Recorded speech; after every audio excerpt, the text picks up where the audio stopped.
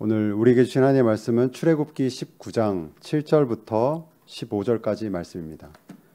구약성경 출애굽기 19장 7절부터 15절까지 말씀을 제가 봉독하겠습니다. 모세가 내려와서 백성의 장로들을 불러 여호와께서 자기에게 명령하신 그 모든 말씀을 그들 앞에 진술하니 백성이 일제히 응답하여 이르되 여호와께서 명령하신 대로 우리가 다 행하리이다. 모세가 백성의 말을 여호와께 전하매 여호와께서 모세에게 이르시되 내가 빽빽한 구름 가운데서 내게 임함은 내가 너와 말하는 것을 백성들이 듣게 하며 또한 너를 영영히 믿게 하려 함이니라. 모세가 백성의 말을 여호와께 아뢰었으므로 여호와께서 모세에게 이르시되 너는 백성에게로 가서 오늘과 내일 그들을 성결하게 하며 그들에게 옷을 빨게 하고 준비하게 하여 셋째 날을 기다리게 하라. 이는 셋째 날에 나 여호와가 온 백성의 목전에서 시내산에 강림할 것임이니 너는 백성을 위하여 주위의 경계를 정하고 이르기를 너희는 삼가 산에 오르거나 그 경계를 침범하지 말지니 산을 침범하는 자는 반드시 죽임을 당할 것이라. 그런 자에게는 손을 대지 말고 돌로 쳐 죽이거나 화살로 쏘아 죽여야 하리니 짐승이나 사람을 막론하고 살아남지 못하리라 하고 나팔을 길게 불거든 산 앞에 이를 것이니라 하라. 모세가 산에서 내려와 백성에게 이르러 백성을 성결하게 하니 그들이 자기 옷을 빨더라. 모세가 백성에게 이르되 준비하여 셋째 날을 기다리고 여인을 가까이 하지 말라 하니라. 아멘. 저희가 지난주부터 다시 출애굽기 말씀으로 이 수요 저녁 기도회에 하나님의 은혜를 또 누리고 또 인도하심을 따라가고 있습니다. 출애굽해서 광야에 있는 이스라엘 백성들이 이제 그 가운데 있을 때 하나님께서 이스라엘 백성을 가르치시고 또 인도하시는 하나님을 우리가 이 말씀을 통해 보면서 하나님을 새롭게 알게 되고 그 하나님께서 지금도 동일하신 분이시기 때문에 우리들 지금도 그 동일한 성품으로 가르치시고 또 그를 통해서 우리가 또 새 힘을 얻게 되는 은혜를 이 수요 저녁 기도회에 얻고 있습니다. 지금 저녁 8시 17분이 지나고 있는데 이 저녁에 평일에 늦은 시간에 아마 대부분 가정에 있으실 것이고 대부분은 아마 이렇게 TV나 여러분 핸드폰 앞에 아마 앉아 계실 것 같습니다. 근데 저도 이제 온라인 예배를 좀 드려보고 시도해보고 느낀 게 생각보다 TV 앞에 그리고 핸드폰 앞에서 이렇게 예배를 드린다는 게 쉽지 않다라는 걸 저도 경험하고 있었습니다. 아마 전 세계 지금 이 시간에 TV를 사용하거나 스마트폰을 사용하는 그 인구 중에서 이 시간에 하나님을 예배하거나 이 말씀을 듣기 위해서 스마트폰이나 TV를 사용하는 사람은 아마 많이 적은 숫자일 겁니다. 그렇게 이런 상황에서 소수인 여러분들이 가정에서 홀로 혹은 가족이 함께 하나님을 예배하기에 나오신 것을 진심으로 축복하고 또 그러한 마음을 주님께서 아시고 이 시간에 말씀을 통해 또 여러분에게 은혜를 주실 것을 제가 또 소망하고 또 그렇게 믿습니다. 오늘 본문에서 이스라엘은 시내 광야에 있습니다. 시내 광야 가운데 또 시내 산 앞에 있습니다. 이곳이 단순히 지나가는 곳이 아니라는 것을 지난주 말씀 가운데 말씀해 드렸습니다. 하나님께서 모세를 부르셨을 때에 이미 준비하신 무대이자 준비하신 시간인데 이 모세 그 이전에도 아마 성경에서는 하나님께서 아브라함을 부르셨을 때에 아브라함을 부르시고 이 가나안 땅으로 부르셨을 때에 이미 생각하신 것입니다. 더 확대해 보면 태초 이전에 영원 가운데서 하나님께서 작정하신 특별하신 그 시간이자 문해가 바로 이 시내산 앞에라고 할 수 있습니다. 그 핵심화로 시내산 언약입니다. 그런데 오늘 본문은 그 하이라이트인 시내산 언약을 직접적으로 다루고 있지는 않습니다. 그 특별한 언약 체결을 위해서 그에 필요한 준비를 하나님께서 이스라엘 백성을 향해서 특별히 모세를 통해서 그 하나하나의 준비 내용들을 주신 것이 오늘 본문 내용입니다. 그렇기 때문에 하나님께서 이스라엘에게 그 언약 체결을 위해 준비하신 것은 무엇인가? 그 말씀, 그 내용을 통해서 드러나는 하나님의 성품이나 하나님의 모습은 어떤 것인가? 우리가 이것을 좀 이렇게 관점을 가지고 중점적으로 생각해 볼 필요가 있습니다. 하나님께서는 시내산 언약을 대리해서 하시거나 간접적으로 하지 않으시고 직접 하나님께서 시내산 언약을 체결하기로 마음을 먹으셨습니다. 그래서 내가 그 시내산에 직접 내려갈 것이다, 임할 것이다 라고 하나님께서 그 임재를 말씀하셨습니다. 그 말씀이 오늘 본문 9절 말씀에 나와져 있습니다. 제가 9절 말씀 읽겠습니다. 여호와께서 모세에게 이르시되 내가 빽빽한 구름 가운데서 내게 임함은 내가 너와 말하는 것을 백성들이 듣게 하며 또한 너를 영영히 믿게 하려 함이니라. 모세가 백성의 말을 여호와께 아뢰었으므로. 하나님께서는 임재의 목적을 방금 읽은 말씀 가운데 드러내셨습니다. 내가 빽빽한 구름 가운데 내게 임함은, 너에게 임함은 내가 너와 말하는 것을 백성들이 듣게 하며 또한 너를 영영히 믿게 하려 함이니라. 바로 듣게 함과 믿게 함에 있습니다. 이것을 그냥 한번 읽으면 마치 이스라엘 백성으로 하여금 모세를 통해 하나님의 말씀을 듣고 그 모세를 믿는 대상으로 믿게 하려고 하신 것이라고 해석할 수도 있지만 이 구절에 쓰여 있는 걸 보면 또한 너를 영영히 믿게 하려 함이니라 라고 하실 때에는 여기서 가리키는 너는 모세라는 그 사람을 말하는 것이 아니라 모세를 통해 선포되는 말씀, 그 바로 위에서는 내가 너와 말하는 것에 해당되는 것이고 즉 계명을 뜻합니다. 그 말씀을 뜻하는 것이죠. 즉 하나님께서 영원히 믿게 하시는 대상이 모세라는 그 사람이 아니라 모세의 입을 통해 선포되는 언약, 말씀 혹은 계명이라고 생각할 수 있는 그 부분에 있습니다. 모세의 위치는 출애굽기 전체에서 혹은 모세오경 전체에서 매우 복합적이고 특별하게 묘사되고 있습니다. 모세는 특별하게 부르심을 입어서 지도자로 또 리더로 세워지지만 신적인 존재가 되거나 하나님께서 영웅처럼 취급하지는 않으십니다. 오늘 이 짧은 본문만 보아도 우리가 알 수가 있습니다.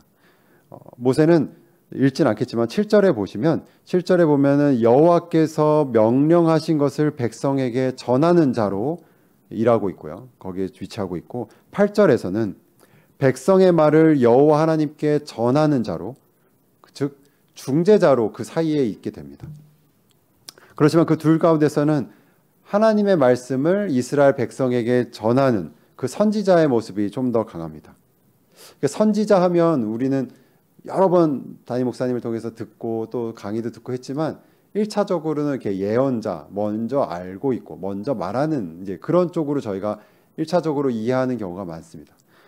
그런데 이 성경의 의미상 선지자는 그런 의미도 있지만 분명히 어떤 미리 알고 미리 말하는 예언의 의미도 예언자의 말도 있지만 보다 더 큰 비중을 들어 말하고 있는 것은 대변자 혹은 대언자에 가깝습니다.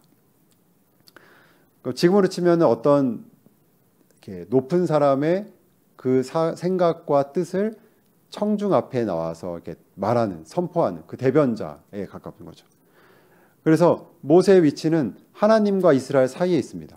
그래서 굳이 말을 하면 하나님을 등지고 이스라엘 백성을 바라보고 있습니다. 그래서 하나님의 말, 하나님의 뜻, 하나님의 생각과 지침을 모세가 듣고 이스라엘 백성에게 하나님 대신 그 말을 전하는 것이죠. 모세는 분명히 완전한 자는 아니지만 누구보다 하나님과의 친밀함을 누리고 있는 자이고 하나님의 말씀을 그 권위를 가지고 전하는 자입니다. 모세는 말씀을 전하는 자이고 그 말씀을 가르침으로 이스라엘 공동체를 광야 가운데 인도하는 자입니다. 이러한 중재자, 선지자 모세를 통해서 언약 체결이 이루어지는 중요한 순간이 이제 출애굽기 19장에 이루어집니다.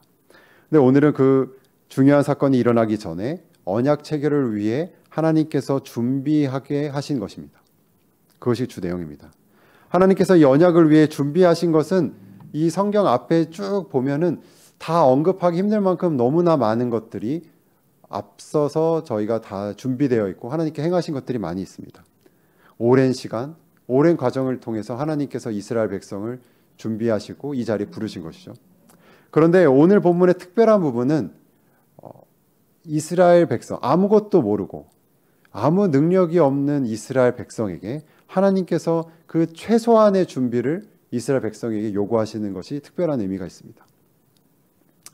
그리고 하나님께서는 이 언약 체결을 위해 이스라엘에게 요구하시는 것이 꽤 구체적이고 보기에 따라서는 매우 단순하면서도 또 형식적이라는 면에 있습니다.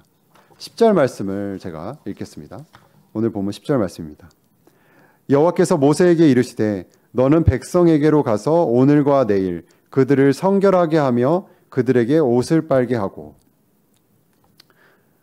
세 번째 날에는 하나님께서 만나실 거라고 그러니까 임하실 거라고 말씀하셨고, 첫째 날과 둘째 날, 이 둘째 이틀 동안에 하나님께서 그들에게 준비하라고 하셨고, 그게 뭐냐면 옷을 빨라고 하신 겁니다.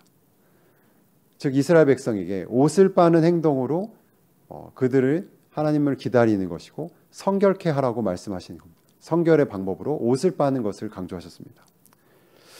여러분, 이스라엘 백성이 3개월 전만, 오늘 이 말씀을 기준으로 보면 3개월 전까지만 해도 그들은 애굽에서 있었고 애굽에서 400년간 대와 대를 이어 세대를 이어서 살았던 자들입니다.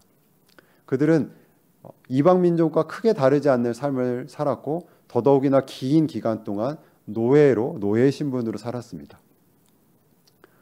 어떻게 보면 이제 막 하나님을 알아가는 아주 초기의 상황이라고 볼 수 있습니다.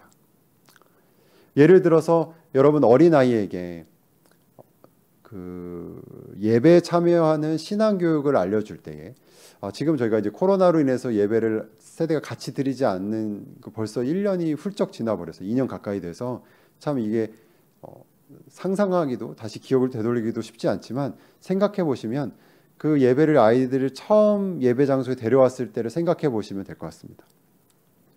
그럼 아마도 그 어린아이에게 깨끗한 옷을 입고 가자고 얘기하실 거고 준비하실 것이고 아마 아이들에게 헌금도 미리 준비하게 하실 겁니다. 그리고 예배당 안에서는 그때만큼은 뛰어다니거나 혹은 큰 소리를 내거나 장난치는 것을 자제할 것을 아이들에게 아마 가르치시고 금지시키실 것입니다.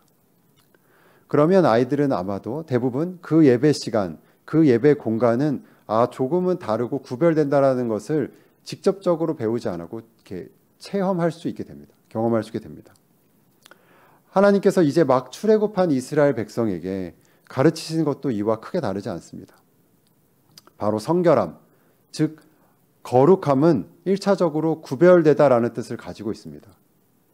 하나님께 성결한 것은 말씀에 따라 평소에 하지 않았던 것을 행하는 것이고 평소에 하던 일을 말씀에 따라서 멈추고 하지 않는 것입니다. 하나님께서는 이 정결 예식을 통해 다른 애굽의 신들과는 다른 자기 자신을 계시하시는 것입니다. 이 성결함, 이 구별됨은 오늘 본문 다른 구절에서도 나타나고 있습니다.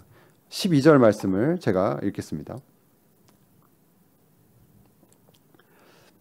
너는 백성을 위하여 주위에 경계를 정하고 이르기를 너희는 삼가 산에 오르거나 그 경계를 범하지 말지니. 여기서 너는 백성을 위하여 주위에 경계를 정하고 라고 하신 부분은 하나님께서 임하시는 곳, 하나님께서 임재하고 계신 그 공간을 공간적으로 구별하고 또 제한을 두어서 말씀하고 계십니다. 13절 말씀도 읽겠습니다. 13절 말씀은 그런 자에게는 손을 대지 말고 돌로 쳐 죽이거나 화살로 쏘아 죽여야 하리니 짐승이나 사람을 막론하고 살아남지 못하리라 하고 나팔을 길게 불거든 산 앞에 이를 것이니라 하라. 여기서는 나팔을 길게 불거든 산 앞에 이를 것이니라 라고 말씀하셨습니다. 그러니까 이거는 나팔을 불면 너희가 산에 올라와 된다라는 말씀이신데 이것은 그 시기와 때에 대해서 하나님께서 특별한 구별을 주시는 겁니다. 평소에는 산에 오를 수가 없고 하나님을 볼 수가 없는데 하나님께서 특별히 허락하셨을 때 그것을 나팔을 길게 불 때에 너희들은 산에 올라서 나를 볼 수 있을 것이다 라고 말씀하신 것입니다. 이렇게 이스라엘 백성이 하나님께서 아무 때나 그렇게 그냥 만날 수 있는 아무 장소에서나 자기가 원하면 만날 수 있는 그런 우상으로서의 신이 아니라 그런 우상과들과는 구별된 하나님의 거룩함, 하나님의 특별함을 이스라엘 백성이 가르쳐주고 계십니다. 11절 말씀도 제가 읽겠습니다. 11절 말씀, 준비하게 하여 셋째 날을 기다리게 하라. 이는 셋째 날에 나 여호와가 온 백성의 목전에서 시내산에 강림할 것임이니. 하나님께서는 이스라엘 백성과 만나는 것을 그저 만남 혹은 임재를 더 뛰어넘은 말을 여기서 하십니다. 그건 뭐냐면 바로 강림입니다. 나 여호와가 온 백성의 목전에서 시내산에서 강림할 것이니, 강림은 말 그대로 위에서 아래로 내려오는 것을 뜻합니다.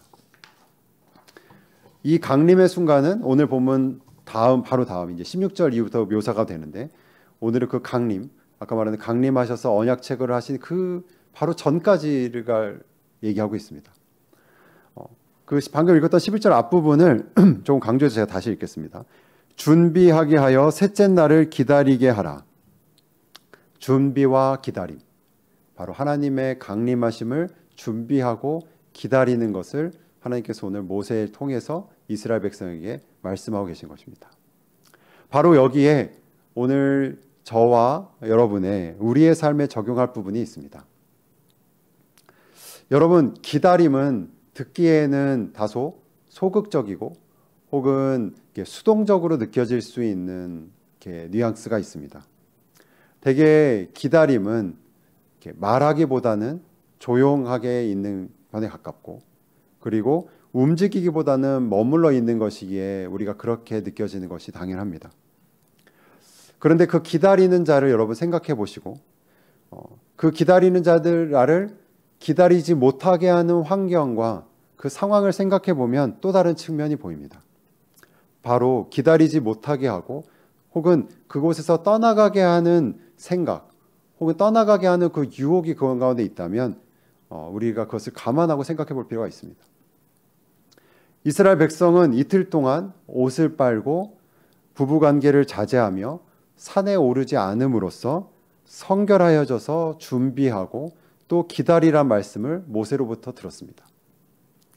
그들에게 기다림은 일상적으로 했던 그 행동들을, 그 일들을 멈추는 것이었고 또 자제하는 것이며, 옷을 빠는 행동을 함으로써 이루어지는 과정이 있습니다.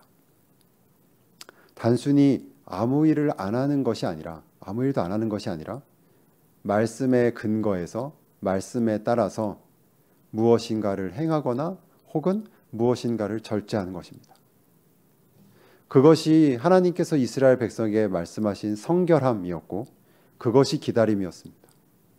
그리고 그것이 하나님의 강림을 준비하는 것이었습니다. 오늘 설교를 준비하며 제목을 하나님의 강림을 기다리는 이스라엘이라고 지었습니다. 시내산 광야에서 하나님의 강림을 준비하는 기다림이 주 내용입니다. 그리고 이는 광야 같은 세상에서 예수 그리스도의 재림을 준비하는 우리의 기다림과도 동일한 것입니다. 우리는 모두 예수 그리스도께서 다시 이 땅에 강림하실 것을 기다리는 성도들입니다. 성경이 그렇게 말하고 있고 우리는 그 재림의 교리를 너무나 정확히 잘 알고 있습니다. 하지만 실제 우리의 삶 가운데 그것을 준비하고 기다리는 삶 혹은 그 태도에 대해서는 우리는 소홀하기 쉽고 또 자주 잊게 되는 것이며 상당히 어려운 것에 해당됩니다. 예수님께서 다시 강림하실 것을 우리는 다시 어떻게 기억하고 또 어떻게 기다리며 준비해야 되는 것일까요? 그리고 이를 위해서는 우리에게 어떤 은혜가, 하나님의 은혜가 필요할 것일까요? 이와 관련된 신약의 말씀을 함께 좀 찾아보겠습니다. 데살로니가 전서 5장 19절부터 23절까지 말씀입니다. 데살로니가 전서 5장 19절부터 23절 말씀을 제가 읽겠습니다. 성령을 소멸하지 말며 예언을 멸시하지 말고 범사에 헤아려 좋은 것을 취하고 악은 어떤 모양이라도 버리라. 평강의 하나님이 친히 너희를 온전히 거룩하게 하시고 또 너희의 온 영과 혼과 몸이 우리 주 예수 그리스도께서 강림하실 때에 흠없게 보존되기를 원하노라. 아멘. 사도 바울께서는 우리 안에 있는 성령의 불꽃을 끄지 말라고 조언하십니다. 우리가 읽었던 이 출애굽기에 나오는 시내산 강림에 이은 또 다른 강림이 있죠. 바로 오순절의 오순절의 성령의 강림을 통해서 우리 모든 신자의 마음에 거주하고 계시는 성령 하나님의 거룩한 불꽃이 있습니다. 그 거룩한 불꽃을 꺼지지 않도록 주의하라는 권면을 사도 바울께서 이야기하고 있습니다. 그리고 방법적으로는 20절에 이렇게 말하고 있습니다. 예언을 멸시하지 말고. 이 예언이라 말은 선지자의 말씀, 더 나아가서는 성경 말씀이라고도 볼 수가 있고, 지금 이 시대에는 설교자의 설교라고도 볼 수가 있습니다. 그것을 멀리하지 말고 가까이 하며 듣고 행하라고 강권하고 계신 것입니다. 21절과 22절에서는 범사에 하려 좋은 것을 취하고 악은 어떠한 모양이라도 버리라고 쓰여져 있습니다. 이 말씀이 본문의 이스라엘 백성이 구체적으로 옷을 빠는 것과 같이 그 행동으로 옮긴 것처럼 외적인 형식으로 우리가 작은 것을 행하거나 말씀의 근거에서 악한 모양이 숨어 있는 것을 버리는 것으로 적용할 수 있습니다. 아마 이 말씀을 들으시는 여러분 안에 있는 그 성령 하나님께서 여러분에게 생각나게 하시는 것, 멈춰야 할 것, 혹은 취해야 할 것을 분명히 성령 하나님께서 생각나게 하실 것입니다. 이 코로나 팬데믹 가운데 우리가 이렇게 적용해 볼 수도 있습니다. 온라인 예배를 드리고 있는 저와 여러분, 우리 스스로를 적용해 볼 수 있습니다.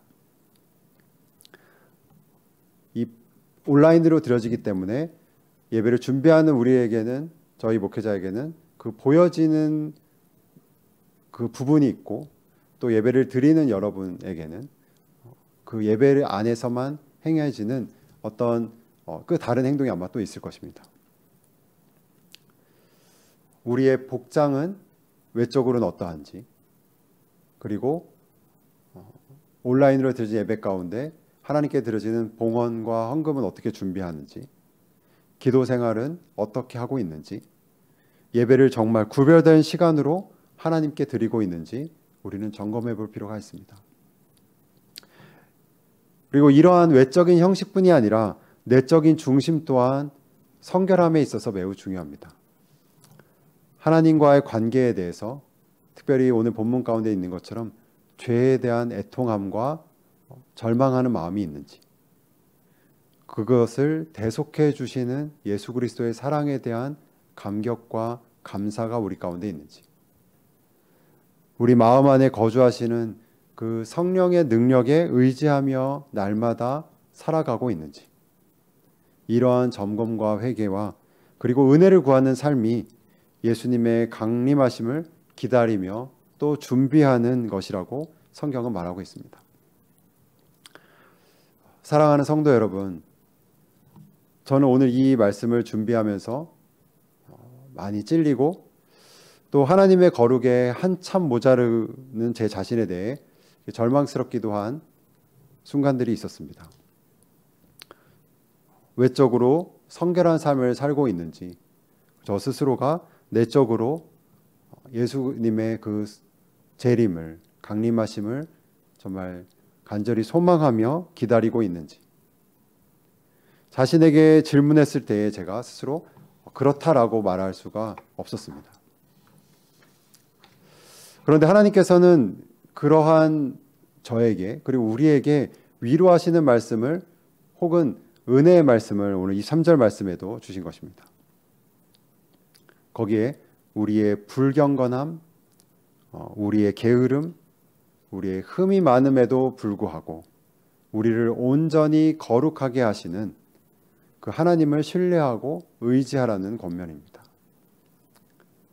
하나님께서는 우리에게 엄청난 것을 한 번에 이루시는 것을 요구하시는 것이 아니라 하나님께서 맡기신 작은 것 그 하나를 포기하지 않거나 예수님을 위해서 혹은 말씀에 따라서 작은 것을 시도하는 그 마음을 요구하시는 것입니다. 그것이 바로 예수님께 다시 강림하실, 신랑으로 오실 예수님을 기다리는 신부가 적극적으로 기다리며 준비하는 이 시대의 교회의 모습인 것입니다. 말씀을 마무리하도록 하겠습니다. 이스라엘에게 하나님의 강림을 성결함으로 준비하며 또 기다리라고 하신 그 하나님의 말씀처럼 곧 다시 오실 예수 그리스도의 강림을 더욱 소망하고 우리를 거룩하게 하시는 주님의 그 은혜 안에서 특별히 말씀에 따라서 성결한 삶을 준비하며 마음 안에서는 역동적으로 갈망하며 기다리시는 다의 모든 성도님이 되시길 주님의 이름으로 축원하며 또 축복합니다.